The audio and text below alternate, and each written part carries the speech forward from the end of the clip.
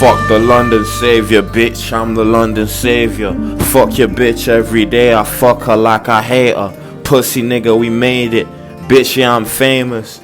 Young Moyo, young Versace, greatest. I got 2007 money on me like I'm David.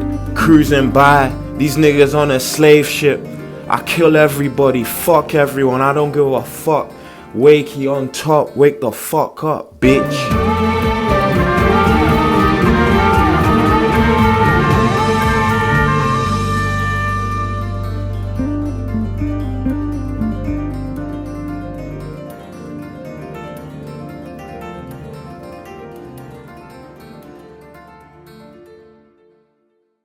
The white gaze, the white gaze, the white gaze, the white gaze, the white gaze, the white gaze, the white gaze, the white gaze, the white gaze.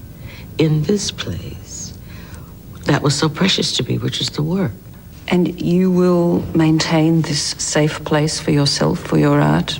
You don't think you will ever change and write books that incorporate white lives into them substantially? I have done. In a substantial way? You can't understand how powerfully racist that question is, can you? Because you could never ask a white author, when are you going to write about black people? Whether he did or not. Or she did or not. Even the inquiry comes from a position of being in the center. And being used to being in the center. And being used to being in the center.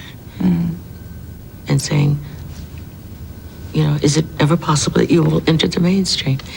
It's inconceivable that where I already am is the mainstream. Oh, no, that wasn't the implication of my question. I think you are very, very much in the mainstream. It's a question of the subject of your narrative, whether you want to alter the parameters of it, whether you see any benefit in doing that, or will you clearly see disadvantages in doing it from your own point of view? Artistic disadvantages. There are no pluses for me. Being an African-American writer is sort of like being a Russian writer who writes about Russia, in Russian, for Russians. And the fact that it gets translated and read by other people is a benefit. It's a plus. But he's not obliged to ever consider writing about French people or Americans or anybody. When we were talking earlier about you being or not being in the mainstream, you are sure in the mainstream when it comes to public acclaim. I can't tell you how satisfying it is to know that I have earned a readership that is that large as it is. I stood at the border, stood at the edge, and claimed it as central, and let the rest of the world move over to where I was. And this grand thing, the Nobel Prize. That's grand. I imagine it is a wonderful thing to receive. Does that alter people's attitudes towards you? Sometimes, yes. Oh, yeah. All prizes do, but particularly that one. Sometimes they respond to you as though you weren't a person, as though everything you said was sort of capable of being carved into marble. It was so stunning. A surprise to me. I felt very representational. I felt American for probably the first time in my life. I felt representative of all African Americans, and I felt hugely a woman receiving this prize, because that's not too common in the halls of the Nobel, alumni. So I felt all those things, knowing full well, as one always does, that no prize has ever made it easier. You still have to look at that blank page, and all of that was always going to be my problem.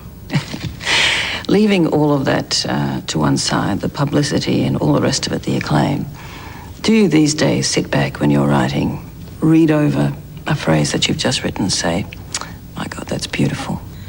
Occasionally, I'm aware of what's very beautiful, things that I think came off really well. And I'm also aware of the sentences that I have written that at last I know how I should rewrite them, even long after the book's been published. Toni Morrison, it's been great. Pleasure meeting you. Thank you very much. My pleasure. 22-year-old Brigitte came to Britain especially for... Moi, j'étais très intimidée d'être présentée à la reine. On nous a fait faire des répétitions et tout un tas de fourbies. Fallait pas être trop décolleté, fallait pas porter de noir, parce qu'à la cour d'Angleterre, il y a que la reine qui a le droit d'être habillée en noir. Bref, il y avait tout un tas de fourbies emmerdants.